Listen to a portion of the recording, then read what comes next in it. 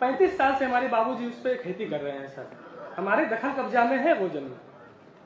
इसमें और सर 7 तारीख को नोटिस आया है, 8 तारीख को मेरे बाबूजी एक्सपायर कर गए। इसी सदमे में हम बाबूजी के श्राद्ध में होते हुए भी हम पहुंचे थे जनता दरबार में, हम अपने भाइयों के साथ।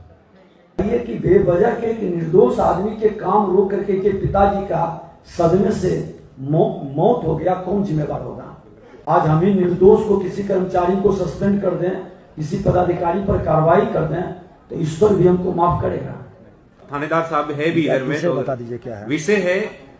इसमें इन्होंने अपने इनके सारे जमीन के कागजात इनके नाम पे है और अमीन ने नापी भी किया, नापी बहुत अच्छे से किया, रसीद इनके पास है, सारी चीजें हैं। लेकिन इनके विपक्षी पार्टी साहिब थाने में गया और थाने ने इन पे रोक लगा दिया काम करने पे।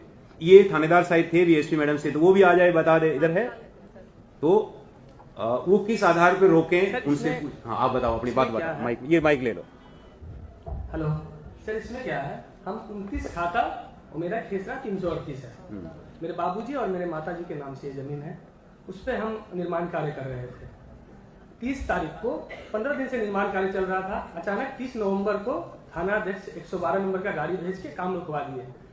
कारण पूछने पे कुछ नहीं बताया गया, बोला गया कि थाना अध्यक्ष थाना बुलाए हैं। मेरे बड़े वाले भैया थाना गए, थाना अध्यक्ष का कहना है कि काम बंद रखोगे, अगर किसी को प्लॉट पे पकड़ लिए तो अंदर कर देंगे। उसके 7 दिन के बाद 7 तारीख को हमको नोटिस दिया गया थाना से बिना किसी पत्रांक संख्या के, और नोटिस में 42 खाता लिखा हुआ है जिससे मेरा कोई लेना देना ही नहीं है। फिर भी हमको, मेरे पिताजी और मेरे माताजी को इसमें इन्वॉल्व कर दिया गया। और इस 42 खाता में जो सर 338 खेसरा है, ये फर्जी तरीके से लिखा गया। मेरे पास 42 खाता का भी खतियान है जिसमें कहीं दूर दूर तक 338 खेसरा नहीं है। मतलब ये फर्जी तरीके से चढ़ाया गया है 42 में 338 खेसरा, जबकि 29 खाता में है सर 338 खेसरा। 35 साल से हमारे बाबूजी उस पर खेती कर रहे हैं सर। हमारे दखल कब्जा में है वो जमीन।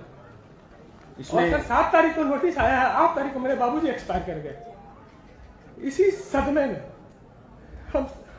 हम सीओ सर से भी मिले, सारा बात सीओ सर को बताया। सीओ सर ने हमको आश्वासन दिए, हमसे मिले थे सर, इनका सारा डिजाइन दिखाए हैं सर, जमीन लगा हमको इनका। और सर जनता दरबार में हम गए, जनता दरबार में न थाना अध्यक्ष पहुंचे थे और न जो प्रथम जो पक्ष है जो एप्लीकेशन दिया है काम रुकवाने का, वो भी नहीं पहुंचा था जनता दरबार में। लेकिन हम बाबूजी के श्राद्ध में होते हुए भी हम पहुंचे थे जनता दरबार में, हम अपने भाइयों के साथ।